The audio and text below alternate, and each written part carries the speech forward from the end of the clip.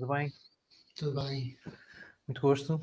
É a primeira vez que eu estou aqui. Sim. Pronto, viemos os dois assim a experimentar a sala. É assim, as chamadas têm tido algumas pessoas, às vezes menos. Hoje, aparentemente, só estamos nós, não é? Mas, mesmo assim, é criar um espaço para as pessoas se conhecerem. E apesar, como eu estou a dizer, como estamos a ver, não estar muita gente, não é? Mas eu se calhar vou pensar em manter isto nas próximas semanas também. Para criar o espaço, lá está. Claro. Mesmo que se vá conhecendo uma pessoa ou duas de cada vez, ou trocando ideias intermitentemente com algumas pessoas. Eu esperei no sábado. Inscrevi-me. Uhum. Esperei no sábado com o meu neto. Ok. E vai o neto também? Também. Ok. Então. E para já somos dois. Ok. Já mais. Ok. Robertino, welcome. Hey, how's Hey. it going? All good. Carlos was just explaining. He just joined the event. He signed up this weekend, and he's going to bring his grandson, right? That's right. So Robertino has been in Cardano for a while. I'm going to just introduce myself to Carlos. So I've been in IT all my life, and I've worked in Cardano especially the last 2-3 years. And now I'm starting this facilitation space called 45B, where we onboard people and we give them training and all that. So that's me. And I'm not sure who wants to go next, just in terms of us getting to know Carlos. Okay, I'll do it. So I also have been in IT for a long time. Now I'm retired. Okay. And got involved with crypto many years ago, just buying Bitcoin. Mm-hmm. And then I got into Cardano in 17. That's it. Long time. I've been trying to read a few things about this next phase, the phase that is coming on, but not very much involved yet. Hope to learn on Saturday. Okay. So, Robertino? Yeah, nice to meet you, Carlos. So I'm a software engineer. Right now I work at IO. And I mean, I started being involved with blockchain when I started getting involved with Cardano. So it's like, so I have written many smart contracts in other languages and stuff like that. But so I mainly care about the technology. I'm a nerd on that side, so I'm not really knowledgeable about governance and laws and stuff like that. But yeah, I mean, I want to learn more, and I want to like get involved in discussions because it's way easier to learn in the process of creating something than just reading the final result. Hi, Sebastian. Hi, Sebastian. Hi, Sebastian. Oh, you're on mute. We are introducing ourselves to Carlos and Fireflies. I don't know. That's an app. That's a note-taking app. My recording thing. That's what gets us on YouTube afterwards. Nice. So, not sure if you can't speak, but we're just going to progress. Go for it. Hey everyone. Sorry, we were just in another call, in a different link. So a couple of us, we were waiting on that call, and I just saw your link in Telegram, and I realized like what's that different one. But everyone is coming, so yeah. So sorry. Here, and yeah, we were all in the other call, and Jesus, how did I do that? I followed the Luma. The one, yeah. GKU. This is not the right call. Yeah. Sorry. How did I do that? Do you want to? Are you? Yeah. Sorry. Should we just wait for people, or? Maybe we had Pedro and Jeff, Peter and Jeff and Sebastian. Yeah.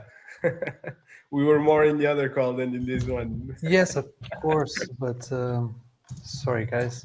No worries. I'm not really sure how I got this wrong. I'm just gonna enable here. Maybe send a anyone can message, join. same group. Yeah. Hey, Peter. Okay. Hey. Welcome. It's going to be a weird recording because we started with 0 people and I was like, no one's joining. And now apparently I was in the wrong room. Yeah. It's like Luma creates something in your calendar and then it sometimes generates new links. I think that's what happened. Yeah. Sorry about this. No worries. So yeah, it's weird now. We have like 3 people that usually come to these calls, Robertino, Sebastian, and Rafael, and Jeff as well. But now we have Carlos, who's a Portuguese person. He's been in IT for his career and now he's retired and in Cardano for probably longer than all of us, right? He said 2017. So Carlos, and also introducing Peter, he's worked with me on some initiatives, or at least we hang out in different communities. And even like 2 years ago when I was starting Cardano for non-technical people, he was there, making us have, helping us have fun. Nice to meet you, Carlos. Hi. Can hear you very well. I could talk on the book. Oh, nice dog. Nice. Looks great. So just before we start on the governance side, Peter, I'm just going to ask you to mute when you're not talking because of the background noise. Thank you.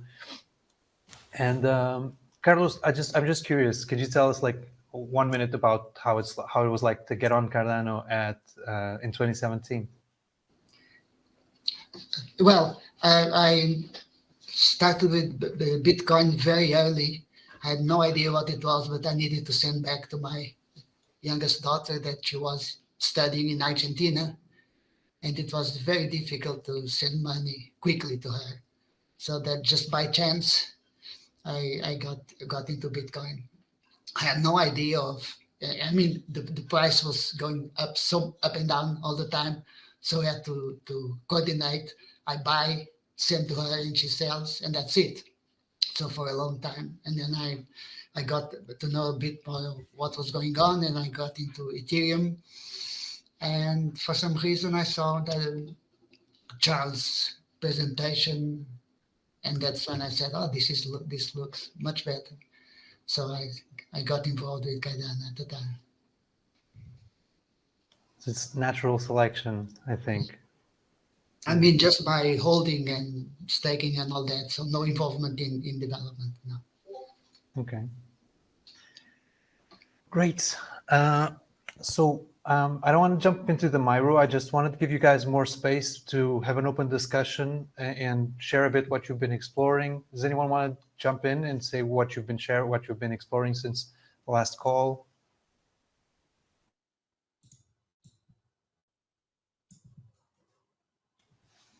No governance explorations. We had a quick call on Tuesday, 2 days ago, and me, Rafael, and Jeff were talking about a bit of the constitution structure, and also trying to pair that or start looking into the questions that we're going to cover on this Saturday's workshop. So from the structure side, we dropped on the Miro board little snipping of article. Share my screen for a sec. Oh, thank you, Sebastian, for sharing the Miro board link. Can you see my screen?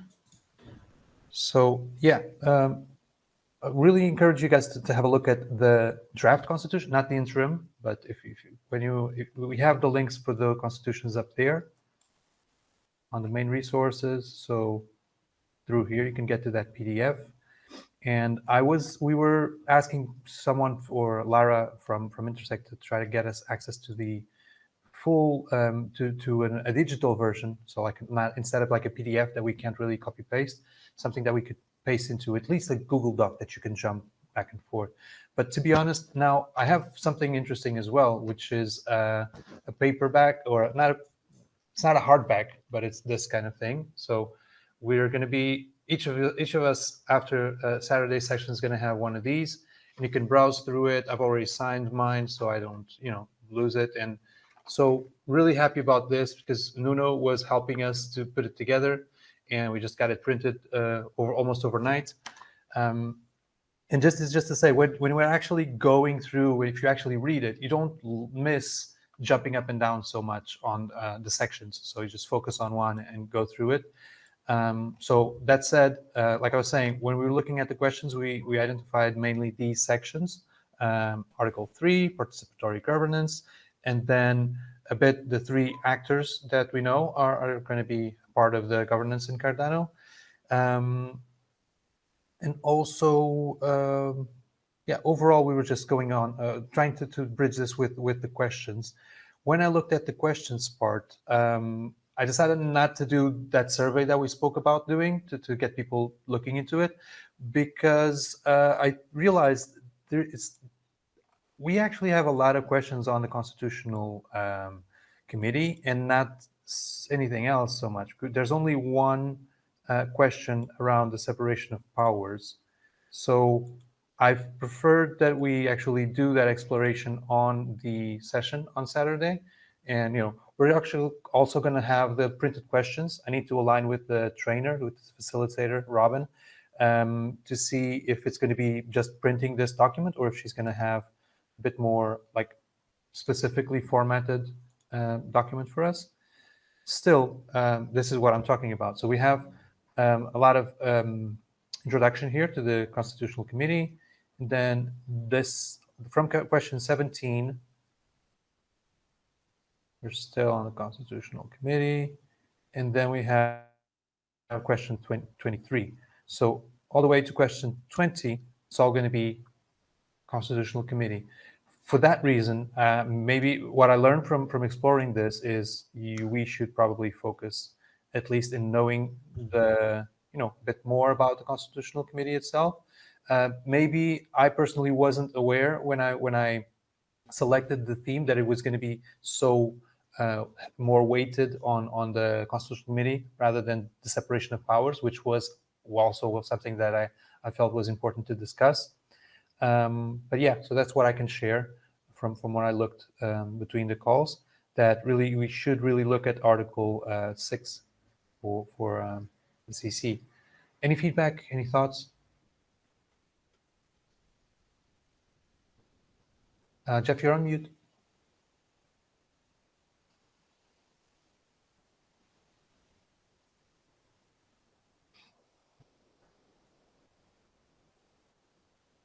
You're still muted. We can't hear you. No. Okay. So I'm not sure where to take this call. So do you want to continue more on these nitty gritties? You want to discuss governance overall, or any specifics about Saturday? So what time we're getting together? 9:30 in the place. Yeah. So on that, I really appreciate if you guys could be there even a bit before, because as you know, people just always need to get online and all that. So we are scheduled to start with the remote trainer at 9:30. Possibly we're going to have to allow for some 10 minutes for people to log in. I'm going to have QR codes where you can just point and scan to get online. We're even going to have some NFC things that you can touch to get online, try to make that, streamline that as much as possible.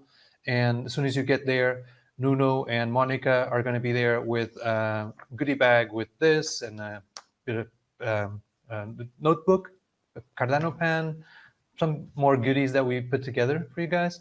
And yeah, hopefully it's going to be, when we get there, we start the overall introductions and setting the mood and setting the theme. And for someone like, I'm not sure, Carlos, if you've been keeping up with the governance, you said you were just catching up, I think.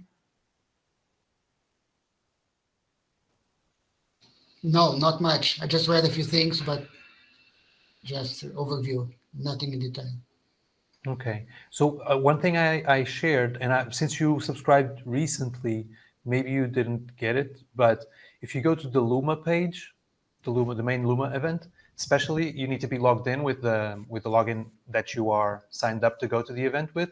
You can scroll down and see the recent newsletters that I sent regarding the event. In there, you have one link for a. Let me just show it instead of saying it. There's one link for the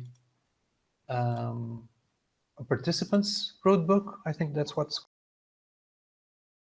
Let's go to Miro. This is the event. It's really just because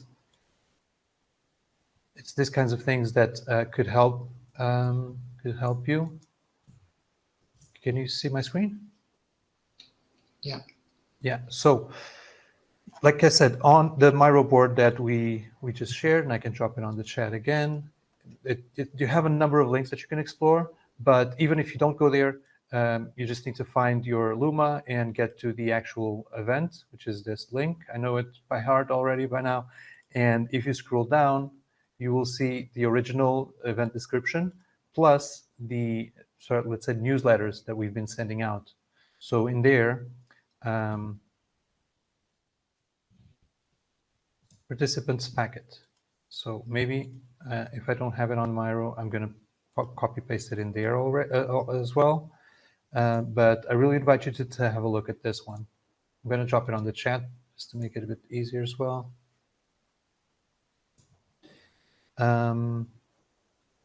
So yeah, is that okay? Yeah. Great. So yeah, thank you. Yeah, have a quick read, and you have the draft constitution already here in PDF. You have the topics and questions, which is the document that I was just showing with the questions. And yeah, please have a look.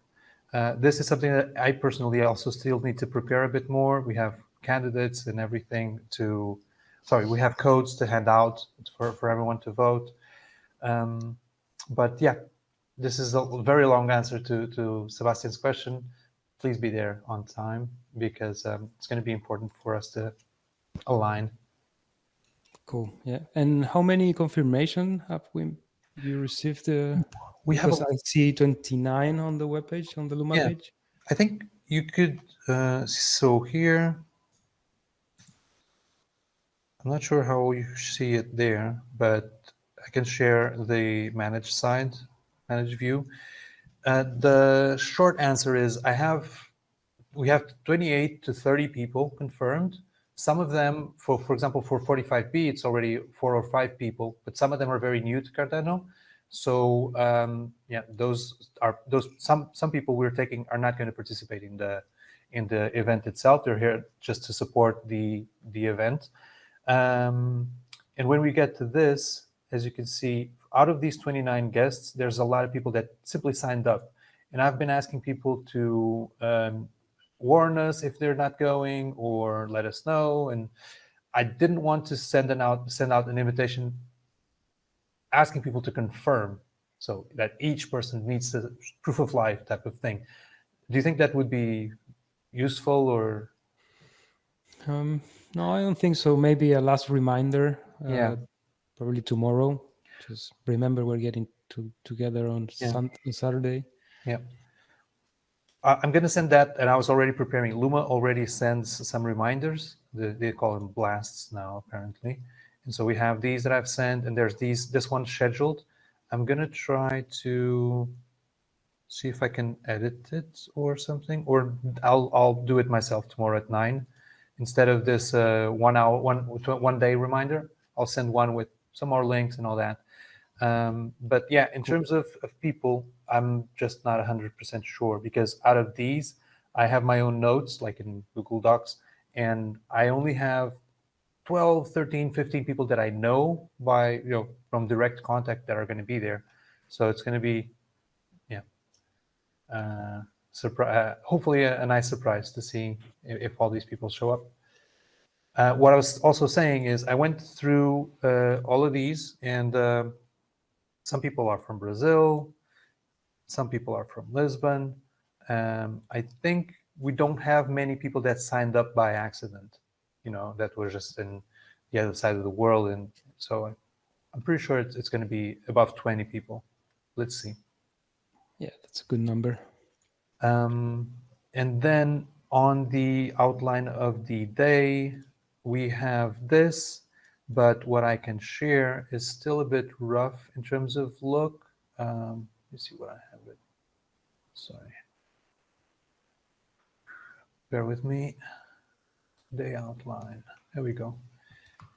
So we're going to be, actually, I need to articulate with the trainer as well, because we had this with a break at 9:30, and we may do this one a bit later. So I'm going to still talk to her, but ideally we start at 9 and we do the welcome and ground rules and etc. And I'm going to ask for us to do at least one topic before, or yeah, sorry, I need to go back and work on this, but the big picture is we're going to have 2 coffee breaks, 1 lunch that's included, and we can stay in the room and chat with each other.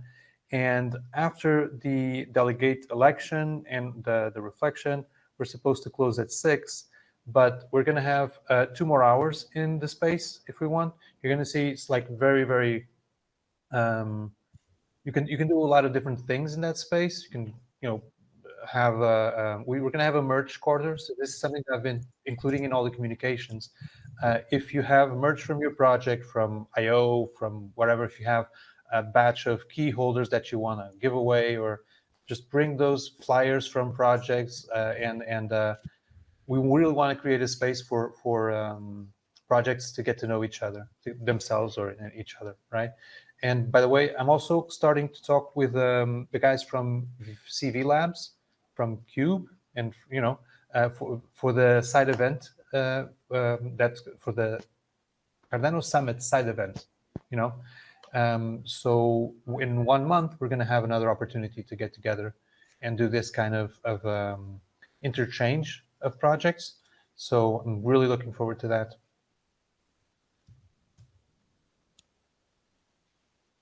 Is there anything that you need from us for Saturday that we can prepare in advance? Any task that you think? I'm going to bring my camera anyway, so yeah, we're going to have Anselmo there, who's going to be handling the Zoom call, making sure the sound is good, that everything is okay, and he's going to film a bit. If you can, after the event, if you can be with us and share your materials with him, he could be putting it. Sorry, maybe I should stop presenting. He can share, so if you share your videos, he can edit, and we're going to be sharing that afterwards as well. Cool. On the event itself, it's really just, know about Cardano and have a voice, have an opinion, and help people like break the ice. I was thinking maybe even when we get to the voting part, because we were talking this the other day about, we have like in the end 4 parts to the debate, to the workshop, and we're going to be incentivizing people to get up, mix all the tables, sit with different people, so that we can really get to know each other from sitting at each other's table across from each other and discussing directly, so that when we get to the voting part, when we vote on the names of people, we actually know those people. We know a bit, how we felt about their positions. I think that's basically it. I would say maybe bring a computer. That could be useful sometimes in the workshops if you need to research something else. Yeah. Or if you can't, don't. But if you can, maybe it could be useful in your table. The voting tool that can be used with a mobile phone, for example. It's a web app, so yes. But you don't need to use. The browsers usually don't allow you to use the same extensions that web browsers. No, but it's not that kind of app with a wallet or anything like that. Okay, awesome. Okay. I mean, I will bring my laptop anyways, but yeah, just in case I need to work or something. But I would say if like Rafael was saying, if you want to research or something like that, it's useful. Yeah. And but even for the questionnaires, I'm pretty sure we're gathering input from 50 events. We're going to have, I don't know, tens of people on each event. So on the Mentimeter, which is a form responses, a lot of responses are just select your answer, and some of them are text. But I don't think it's worth like spending a lot of time writing tons and tons of paragraphs in there, because I don't think it's simply going to be, manageable for people taking the input. So that's why I would argue I'm seriously considering just doing it on the phone, but it's for each one's choice. In terms of tables, we're going to have some square tables where usually you would sit 2 or 3 people at most. We wanted to have those tables for 4 people so that we can have those 1, 2, 4 all dynamics that the guys from the facilitation voltage control want us to do. So it's going to be compact between the table, right? If we want, we can just rework it. We're going to have 1.5 hours of lunchtime, and we can, if we like, me and Anna are going to be there on the eve on Friday to reorganize the room a bit, and then we're going to be there from 8 a.m. If you guys want to come early, just be my guest. You don't need to wait for 9 or something like that. Me, Anselmo, Anna are going to be there from 8 setting things up. Then Nuno and Monica are going to come in more we're going to have a 45B merch store as well. So we're trying to launch 45B as well. I'm going to send something to Peter eventually because he helped me a lot in the beginning. So it's this kind of thing that it's good to share your projects with people.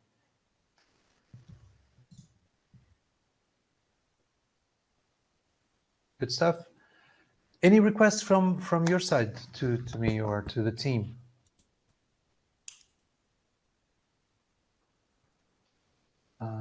Yeah, like I said, we're gonna have someone covering a bit of video. We're not, maybe if I forget, please remind me. Let's have a group picture at the end. And also what I just said, from 6 to 8, we can still be in the room. And we're going to decide when we have the coffee break in the morning is more complete, and then the coffee break in the afternoon is going to be lighter. It's going to be more the organization, us setting it up. But if we have people enough, we can still stay there until 8 and have a beer and have a casual conversation. Okay, so yeah, Las is going to come from Porto. He's probably going to stick around in Lisbon for a long time. At a point, I thought, let's do a Cardano meetup this evening on this Saturday, but then I just decided to let it flow how it flows. Because, like I said, on the October 23rd, I think we're going to have another Cardano event, and that one's going to be from 6 to 9, that kind of schedule. So there we're going to have a different mood as well. Still, 1 per month is good. It's good. Yeah.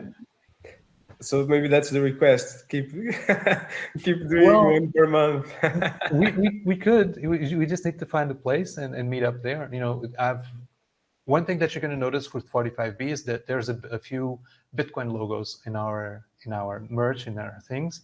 And the guys from Bitcoin, they just organize one meetup every month in Campo Pequeno, and they just show up and have beers. So that's something that me, Dimitri, and some of you guys also started doing in Lisbon from years ago, like 2 years ago. And yeah, I think it's really good if we start having this kind of community and doing that. Once a month, go to a pub, have drinks. Convince the guy to pay in ADA, to take payments in ADA. Yeah. Guys, any thoughts on governance? Like we always have weird things, or it's not anecdotes, but it's these generic things. So the other session, I mentioned something to destroy war, destroy patriotism. We discussed a bit about being maximalist, Cardano maximalist. I don't want to be a Cardano maximalist. That's why I also love Bitcoin. And the real world is going to be multi-tokens, I think. Hopefully, a lot of those tokens are going to be in Cardano. But that was one topic. I'm not sure if anyone wants to comment on this to destroy war, destroy patriotism. That was by Leo Tolstoy. It says Leo Tolstoy.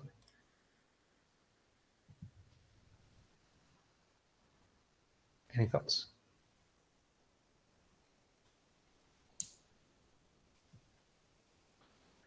Then I mean, one thing that comes to mind, maybe it's a bit of topic. I mean, no, it's not.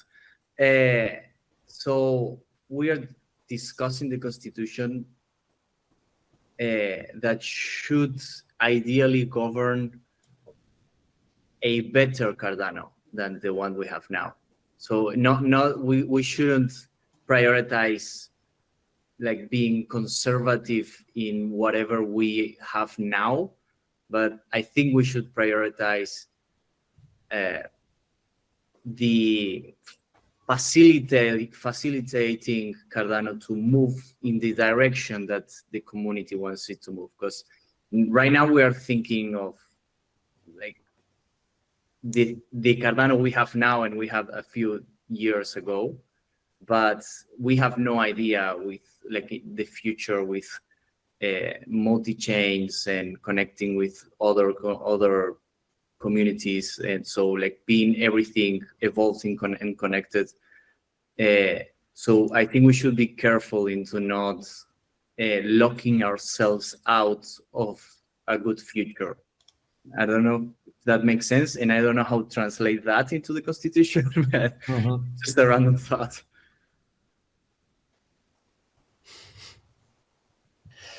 Yeah, I think no one's going to be locking everything down, but I think what happens is that there's a cultural lock.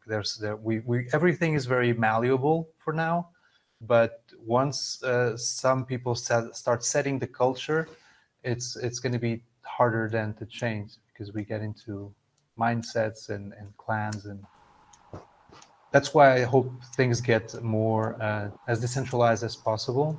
And I with 45B, we're trying to contribute by onboarding as many people as possible from different areas, from different lines of business, from real world, as much as possible. Because maybe if you think of it, for example, the bull and bear run, the bear markets and those kinds of things bring new generations of people, and then we all mature in a cask for 2 years or 3. And eventually, by the end of this year, it's going to be interesting, because we're going to be spinning up governance at the beginning of 2025, and maybe the end of 2025, we're going to have a bull run. So, or knock on wood, or wishful thinking, who knows? But I just think that when new people come, new mentalities come in as well, and hopefully that will be enough with what Robertino was saying, to still reset or reshape or re-influence things. Absolutely. Yeah, I think Jeff has a good point in the comments. Like there are a couple of things that are key, like the limits, like 45 million limits and stuff like that. That should not. I mean, I cannot imagine how that could stop the evolution of Cardano, right? But like limiting other stuff like information flow or block size, stuff like that, that could be limiting in the future. So if we have suddenly quantum computers, then like we could like 100x the size of the blocks, whatever. Like just a silly example. But yeah, I mean, I think that I was thinking of a different thing, but I do believe now, after Pedro exposure, that yeah, I think maybe culture is more important. Maybe it's easier to have like a North Star instead of rules, instead of things that like guide us like by force. Maybe having something that attracts us, like it's a bit less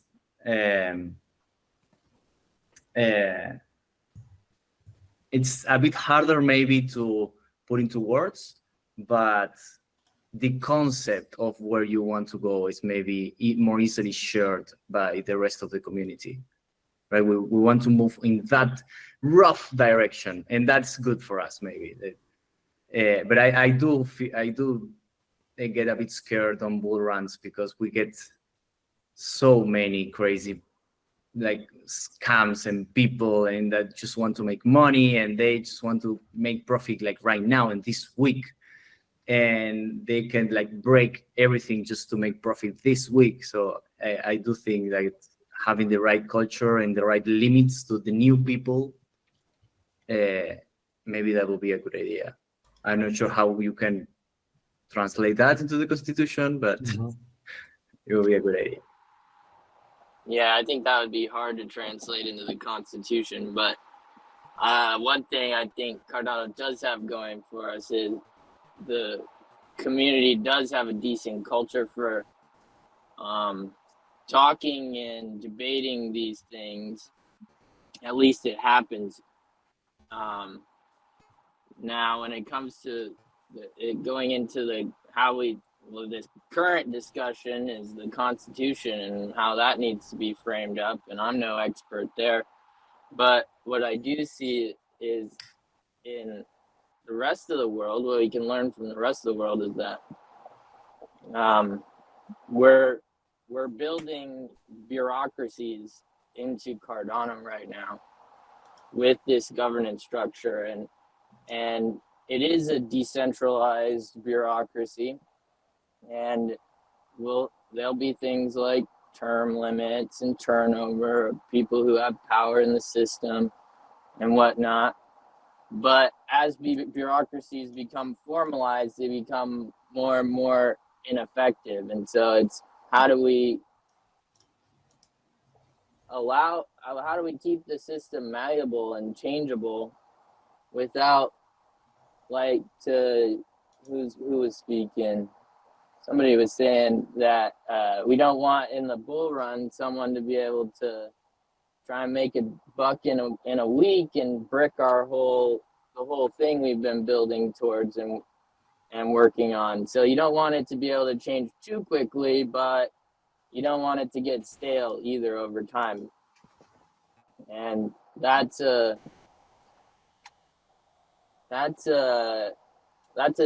I'm not sure exactly how to work on that, but that's definitely something I want to be part of the conversation as I go and talk to people about the Constitution and whatnot. I'm headed down to Florida right now for the Constitutional Workshop in Fort Myers tomorrow. And one thing, like, if we look at the history of Cardano, this year we're going into a fully instantiated form of decentralized governance of the chain, but previously it was completely centrally governed by essentially IOG. And IOG creates a lot of marketing about decentralization and the promises of decentralization and the opportunities of decentralization. But if you've spent any time around Intersect or Catalyst, you know, it's a lot harder to be effective in governance or move the needle on governance than is marketed to you. But it's still important to participate, and that's what I still do. Even though I have definitely put in a big effort to be part of the solutions around Catalyst and pretty much run into wall after wall with the friends and colleagues that have tried to do that. It's changed, and I'm not as active as I used to be, so I can't speak to the changes to the underlying structure of Catalyst, let's say this year. But I do think it's getting better. Catalyst definitely has gotten better and better each iteration.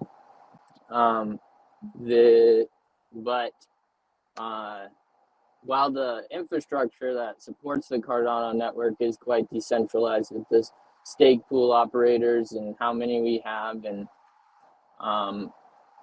whatnot, we still live in a world. We still live in the real world where money controls everything, and Cardano is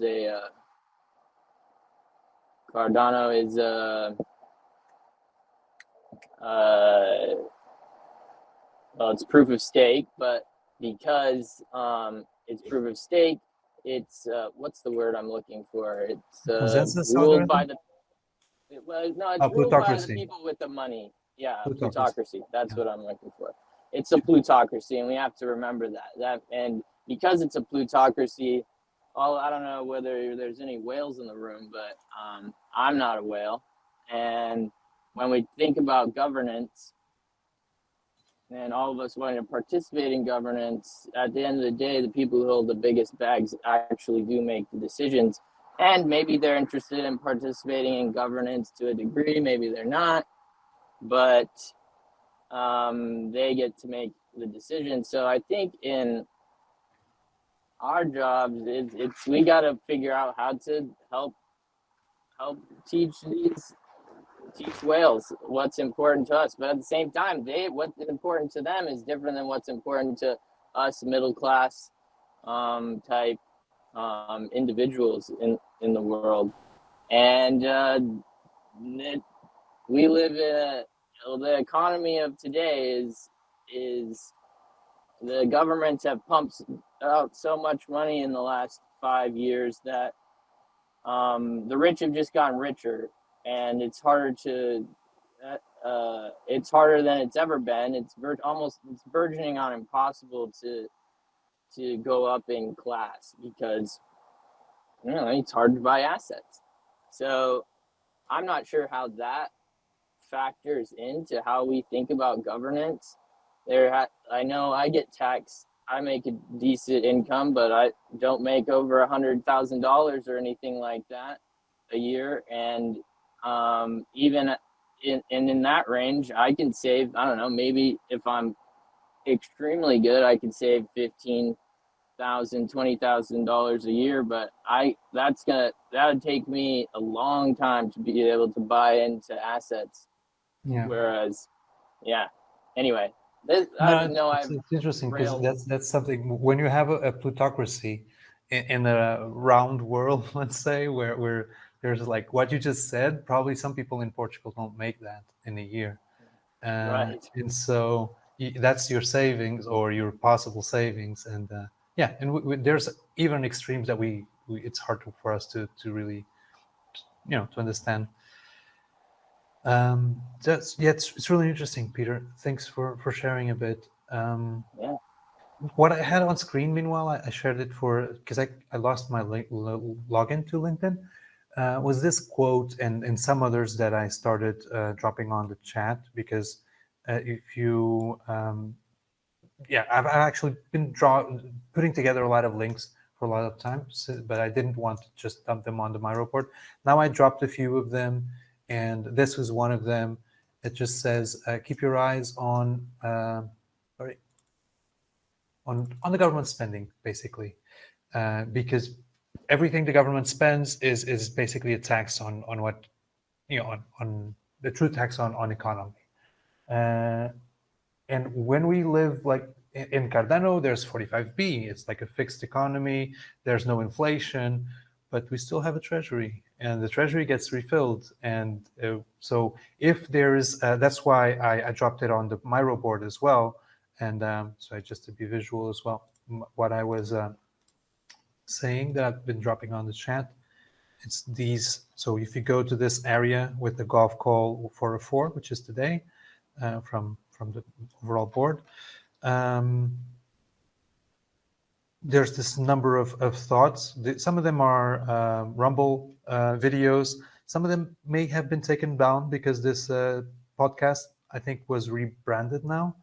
But I really encourage you to have a look and to drop more things as we go through here. Maybe I was saying to Carlos, keep these calls going or I think what I'll do for now is keep the Wednesday call, which is the open hour for 45B.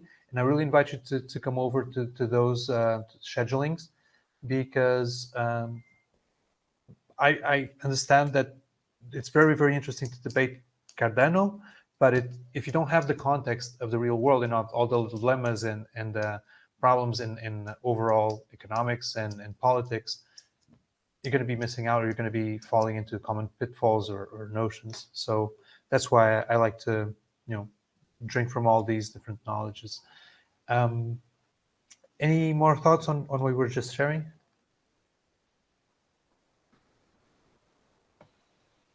I can say it, but I think I already said it once. But for me personally, I would like the Constitution to reflect the principles of why Cardano was created in terms of financial empowerment to people, of creating a fair world and all that. Those tenets should be there, and that should be the main focus for me, because that can get lost with time. And I think we are seeing that in a lot of blockchain ecosystems where we are losing that because we're seeking for profit, for gains, and for all those things. And we are losing, in one sense, the bigger picture.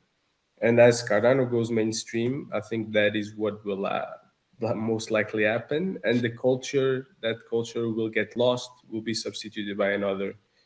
And if we could, prepare for that, or have a document that would try to guide us in those directions, and people could look at the Constitution and say, oh, this is the principles, this is what I should expect, and decide whether they want to join the mission or not.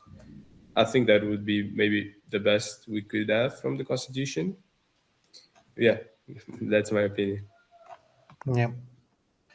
One thing that I'm going to make a note here is, for example, what you're saying is like defining the values, right? Or the guiding, the North Stars, right? Yeah, the values, the vision, like what do we want? Like we want to empower people financially. So like try to build towards that. And for example, do not change the chain from the, like, to be able to freeze assets, for example. That would go against those values. It would not be constitutional, for example. That's something we could have, so that any changes, anything we decide, doesn't go against those principles. I could get behind all that. Now with the whole discussions about real world assets and stuff, and some implementations that simulate ERC20 tokens in Cardano, just to attract foreign investment, it's scary that you can betray the very own thing that makes Cardano like unique and perfect, just because you want external investment. But on the other side, like, because I had this talk at the Builder Fest in Toulouse, like there are plenty of development teams that are frustrated because they want more liquidity so they can actually like make a big difference with small improvements and iteration and stuff like that. So depth of market. Yeah, exactly. So there's this battle between principles and like sustaining your enterprise. And if like it's also in our and in the rest of the community, even if you're not a builder, you want builders, because they are going to create the value proposition for other people to come into the chain. And you are going to benefit because you can connect with more people, you can interact with more people, stuff like that. So it's really a hard thing to do. Like, yeah, you don't want to betray like the freedom, and especially like some things that can be done in Cardano that cannot be done with other chains. But also you want to promote increasing liquidity, increase of the team earnings, because then they earn more, they hire more, they build more, stuff like that.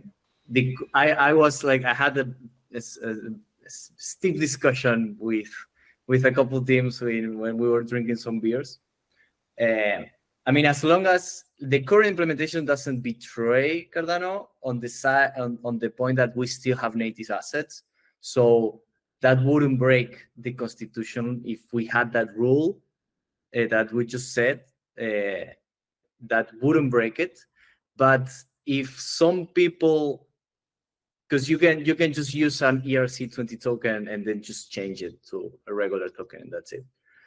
But if some of like subset of the community are willing to pay that small and make that small step to increase, how many will just go full on board and just say, okay, let's just change the chain. The money is here. Let's just change the chains. That's it. Like, let's just like let's just throw away determinism. Let's just throw away like freedom. Let's just do this and that, because that's where money goes. So I think it would be cool to have like some specific rules, not rules, but maybe principles. Like someone just said, principles that we could say, okay, we want to prioritize freedom of assets, for example, freedom of movement of assets. So whatever you do, yeah, you can do whatever you want, as long as you don't externally limit what the people can do with their own assets, because at that point you're not longer the owner of the assets. You're just like one of the owners, or maybe partial owner or something like that. Yeah, exactly. And that's the key. Like, for example, what they are building right now is like a smart contract on top of Cardano. So even though it changes things, it doesn't change the ledger and how it works in its basis.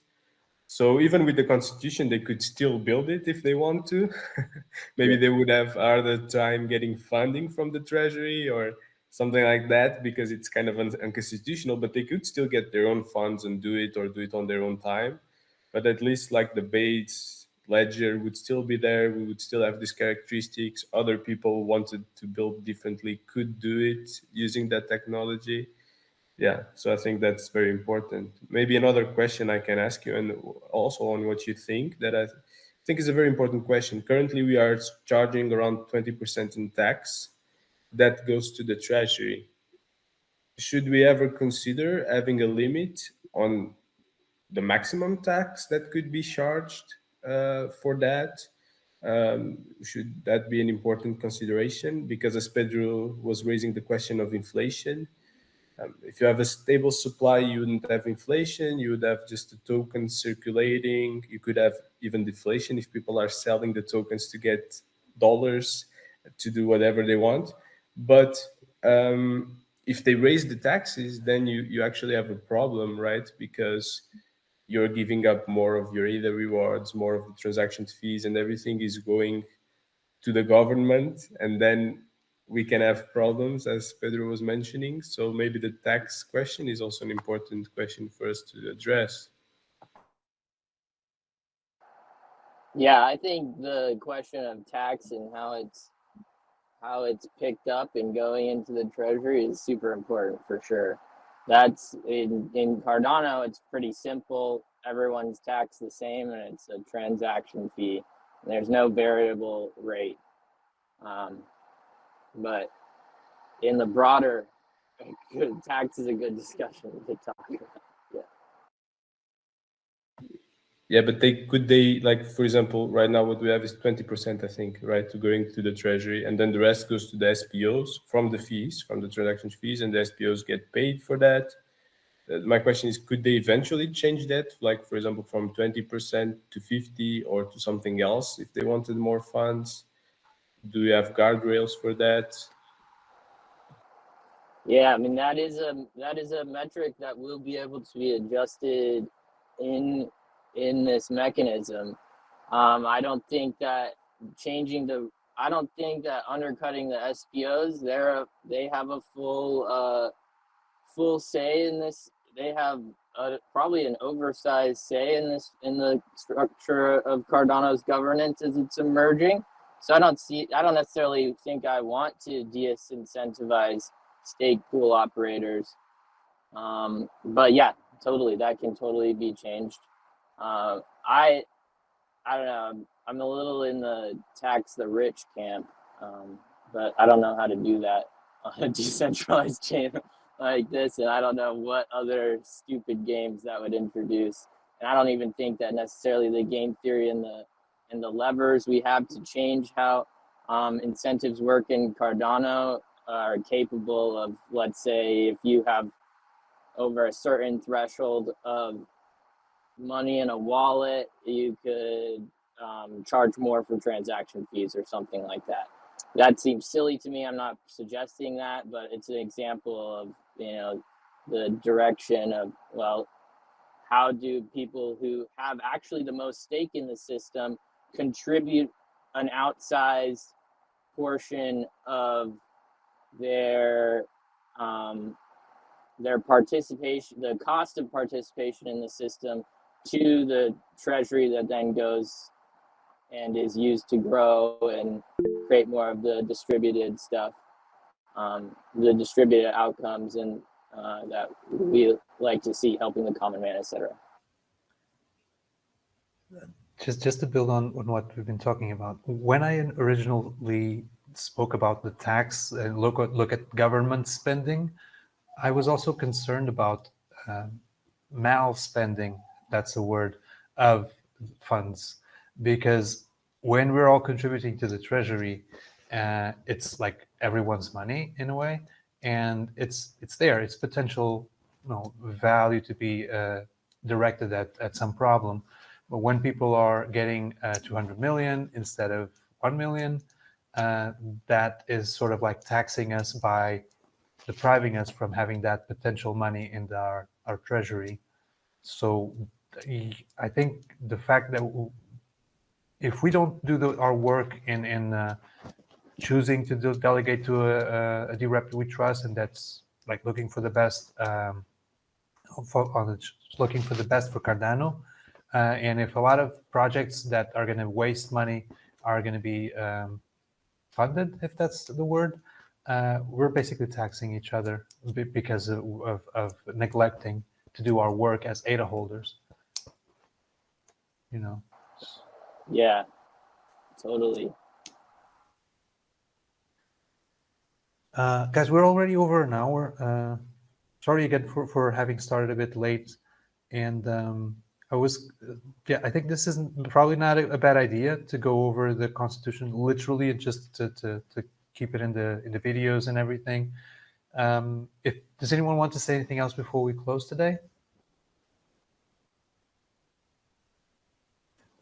So I'm going to do one thing that I haven't done before, but as you may have noticed, when we record the session, it goes on to Fireflies with just one person at a time. So I'm just going to take a screenshot of us to make it the thumbnail. If you can, say hi or something like that. Okay, cheers. Okay, now my screen is frozen, and I'm just snipping through the bits of screen. Got you.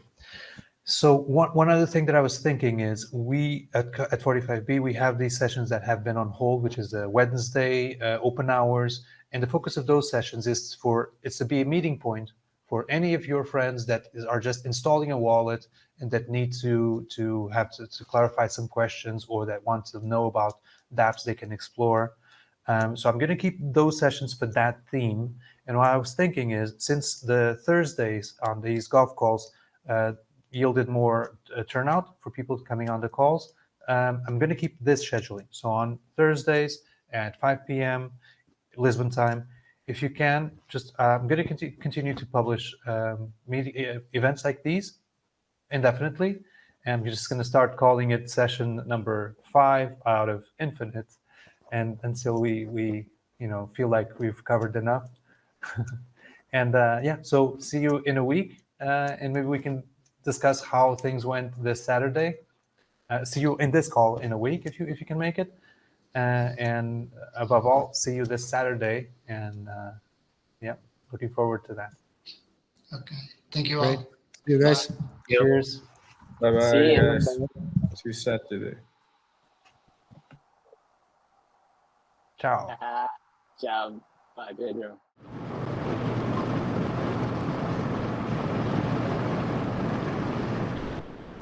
Here. Hey. How you doing? Doing well, sir. How are you, Sebastian? Good. We haven't met before, I think. Yeah, I don't know. They've met a lot of Sebastians around Cardano. I know. Not a lot, probably like 3 or 4 at least. So where are you heading to? That's like, you look pretty packed. Yeah, I'm heading down to Florida. I live in Tennessee. And I'm heading down to Florida for the Constitutional Workshop in Fort Myers. Oh, that's amazing. Hey, Jeff. How you doing? Hey, Jeff. Hey, what's up? I might be a little quiet because I'm in a library, but I'm here. Cool. Let's see if Pedro Lucas shows up. I think Pedro's the note taker. Yep. She will probably be here. So this is, well, I can wait for Lucas to show up. But this is called 4 of 4. So have you guys been to the previous ones? Yeah, I've been in a couple of them. So in the first one was mainly introductions and trying to get used to like getting along together. And then the last one I did participate was trying to put some topics about governance and start to just open discussions around them. So we get used to that topic, and we set this Miro board with some ideas that we probably will be working on Saturday. Sorry. Yeah, cool. Sounds good. What are some of the topics that are important to you? Well, we did this voting system, and we decided to go on separation of powers. I actually vote for that one. I think it's important to realize or the body of powers are growing in Cardano, and how we can, with the constitution, trying to get like very evenly distributed, like all the forces that those group of people can start to manage, because it's already happening, and it probably in the future will be even more and more, like getting groups of people together trying to push some ideas or some projects or some uses for the treasury. So yeah, I think it's important that we from the beginning create this like even field of play for everyone who want to participate in governance. Yeah. What are your insights? Are you been participating in the warming up calls? Not these ones for the Lisbon meetup, but I've known Pedro from Catalyst. We've been in touch for probably at least a couple years now. So, and so I follow what he does with 45B and whatnot. And so I came here to connect with him and support and see what's going on and what y'all are concerned about in this season of governance on Cardano, and so that I can be informed and have a better position to talk about what's important to all of us and me, and as I go and talk with people in the community and whatnot, because I've been a milestone reviewer in Catalyst since the pilot in Fund 9, and I started proposing in Fund 6, and I've worked around, I ran the after town hall off the Catalyst town hall for over a year, and I still am part of a team. I have a team of people who I handed that responsibility to. We kind of have a cycle, and we each take responsibility for it. Like we trade it around. Pretty much we have a 15-minute call every week, and we have a rotating schedule on who does the announcements and goes into and hosts the after town hall, essentially.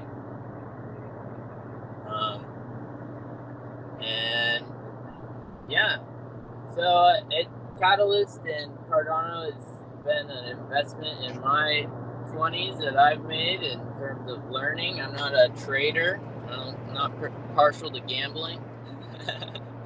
But I am interested in how small communities govern themselves, and how different communities govern themselves, how small businesses can do it better. I'm a certified Scrum Master. I work in several Scrums in the company I work for, in biotech, which is its own little niche industry. Well, more rich, but still niche industry. Oh, that's cool. I'm not exactly in biotech, but I'm adjacent to it a lot too. That's cool. Okay, cool. Yeah, I'm a senior IT associate. I'm pretty much an apprentice for the guy who runs the whole cloud stack for the company.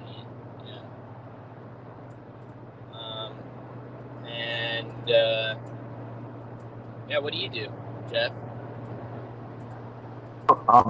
So I used to work until I think January for a vegan cheese startup in San Francisco, but then I ran out of money and had to furlough everybody, so I quit. And I'm like traveling the world, like figuring out what I want to do in my life.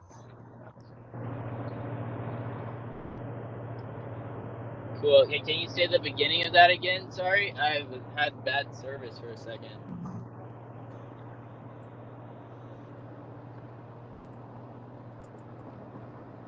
Sorry, guys, I have bad service.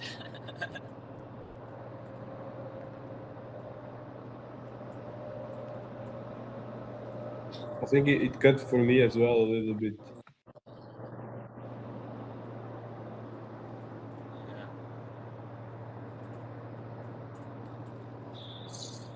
Yeah, it got bad here too. So guys, sorry, I arrived late. How are you guys doing? Can I do a question that I'm surprised? Where is Pedro?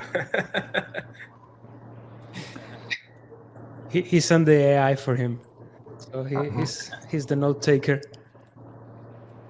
No, because he just sent me a message like 2 minutes ago saying, "Are you coming to the call?" And now I'm in the call, and he's like, "Where is he?" Send him the code for the meeting, the OXOSOJFJQU. I think he's in a different call, Definitely. Let me check. So are we in the right one, or what's happening? There are two calls? He must have just got his links confused. Yeah. I came There in are off two the calls. Yeah. I'm gonna paste the link here. What? You're gonna paste the link for the new call, or? Should we go over there?